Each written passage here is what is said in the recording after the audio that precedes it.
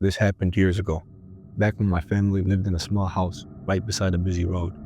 Across that road, there were stores, everything from a Walmart to a bunch of food places. For our side, it was all woods, thick, quiet, and shaded. My grandparents lived just on the other side of those woods. The walk through the trees only took a minute or two, and I'd made the trip more times than I could count. Sometimes I'd come across a raccoon or a deer, but that was normal, nothing out the ordinary. One day, my mom was over at my grandparents' place, and I was home alone. It was a sunny afternoon, the kind where the air is full of birds singing and everything feels peaceful. So I decided to walk through the woods and join it. I stepped into the trees, surrounded by the warmth of the sunlight filtering through the leaves and the sounds of the birds singing.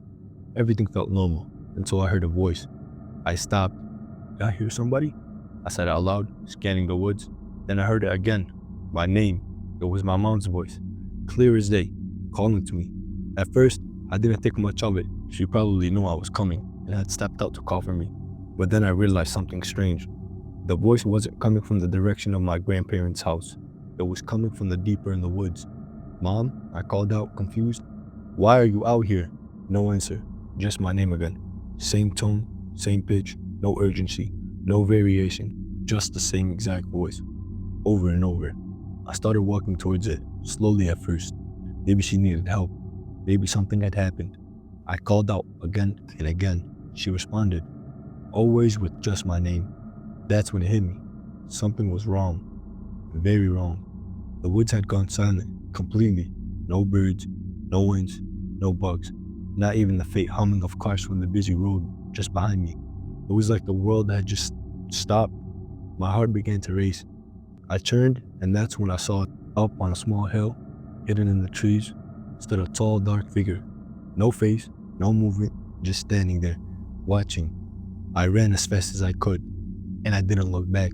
I didn't stop until I was inside my house. The door was locked behind me, every curtain drawn. I collapsed by the window, staring outside for what felt like hours. The days that followed were filled with unease.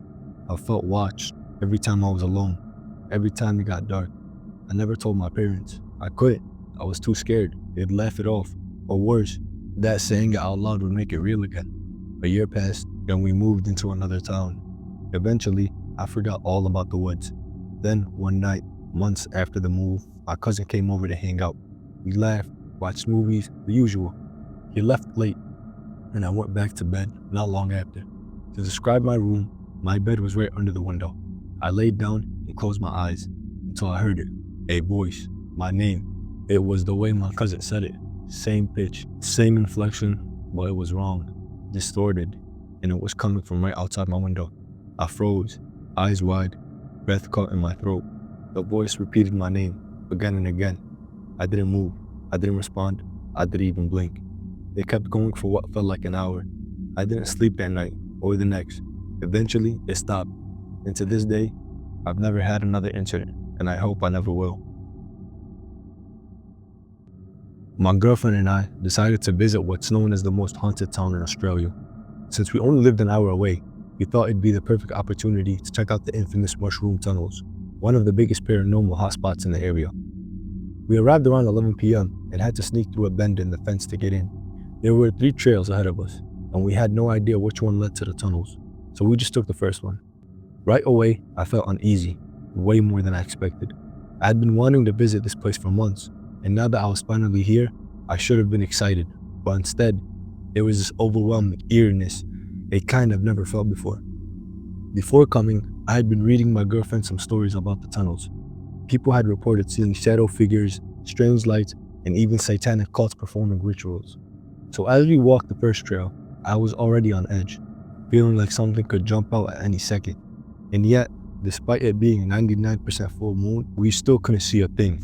Eventually, we reached the end of the trail, only to find nothing, just endless open fields. Annoyed, we checked social media and realized we had taken the wrong path. Trail 2 was the one that actually led to the tunnels. That meant walking all the way back down. When we reached the starting point again and faced the 3 trails once more, something about Trail 2 felt immediately wrong. I thought the first trail had been dark, but this was on another level. It was pure blackness, like the trail itself absorbed light. All we had for illumination was our phone flashlight, which barely helped at all, and we hesitantly walked forward. A large sign suddenly came into view: the mushroom tunnels. At this point, I turned to my girlfriend and straight up asked if she wanted to leave. The energy here was unbearable, and for the first time, I seriously considered turning back. But then I had a moment of clarity. I'd been waiting for this night for months. I was finally here. I had to at least step in. So I turned back toward the tunnel and walked a little closer. That's when my girlfriend suddenly said, "That's the tunnel right there." I followed her gaze, and I saw it, and I ran. I can't explain what I saw. It's like my eyes registered something, but my brain refused to process it. The only thing I knew in that moment was that I needed to get the hell out of there. My girlfriend caught up to me, her face pale. She swore she saw the figure standing in the middle of the tunnel, staring directly at us. I'll never truly know if that's what I saw too, but whatever it was, my body reacted before my mind could catch up. But that wasn't even the scariest part. After sprinting back to the car, we jumped in, locked the doors, and turned the ignition on. I went to connect my phone to Bluetooth, and then the most gut-wrenching, horrific sound blasted from the speakers. I can't even describe it properly. It was low, disordered, and deeply unsettling. My girlfriend immediately felt sick and begged me to turn it off, but I knew I had to capture it. I recorded as much as I could before finally shutting it down. It was around 2015, 2016-ish. I was 15 when I got my first smartphone, and I was always on it, which made my mother very angry. One wintry night, around 1 a.m., I was still on my phone, scrolling through Facebook under the blanket covered head to toe, to avoid getting caught by my mom. I wasn't allowed to lock my door, as she would check on me sometimes. 10 to 15 minutes down the line, I hear soft footsteps coming from the other room. I assumed it was my mom, so I freaked out. I quickly kept my phone aside and pretended to be asleep, but didn't stick out my head, because my mom was too clever to read my fake sleep face. The footsteps felt like it stopped at the door entrance, but didn't come inside. And then there was a sound of the breathing, almost painting, as if someone took the stairs to the 6th floor instead of the lift. My logical mind concluded that it was my mom being super angry because she figured out I wasn't asleep. Not gonna lie, she had severe anger issues back then, and I was pretty scared of her when she got angry. But why would she stand there and breathe for 2 minutes in the middle of the night instead of confronting me? After almost 5 minutes, which seemed like an eternity, I stuck out my head from under the heavy blanket and looked outside because I couldn't stand the uncanny loud breathing anymore. There was no one, not even the sound of someone's footsteps leaving. I went to my mom's room to find out that she was fast asleep and snoring heavily. It suddenly struck my mind then that she had been on the sleeping pills lately. It was just me and my mom in our house that night. Since childhood, my brother was always different. While other children had imaginary friends or played with their toys, he said he saw figures that no one else could see. At first, everyone thought it was just a child's vivid imagination, but over time, it became clear that there was something more. Not only did he see these figures, but he interacted with them in such a real way that was hard to ignore. One of the first, most terrifying encounters he had was with a mysterious man who appeared frequently to him. This man did not have any ordinary presence. He executed something dark, as if the air around him became heavy and dense every time he appeared. My brother, even as a child, was not intimidated. He could talk to the man, curious about who he was and what he wanted. One day, he directly asked, "Who are you?" It was at that moment that the man revealed his true nature. He spoke with a cold and disturbing voice. "I am a demon." Something changed at that instant. My brother, who until then had been curious and open, felt a pressure upon him, a dark energy that seemed to want to dominate him. He firmly said that he no longer wanted to see the demon, but the entity did not like this rejection.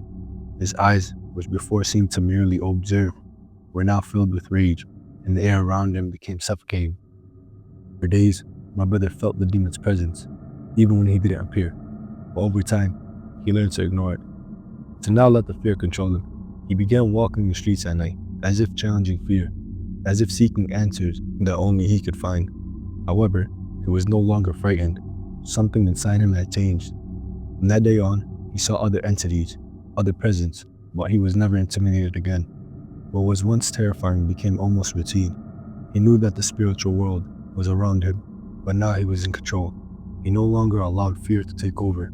Even when he saw shadows moving in the darkness, figures that would terrify anybody else, he walked with his head held high. To this day, he speaks little about these experiences, but there is something in his eyes, a silent wisdom, as if he knows things the rest of us don't even dare to imagine. And although he never sought his gift, he learned to live with it, or perhaps to tame what was once trying to control him.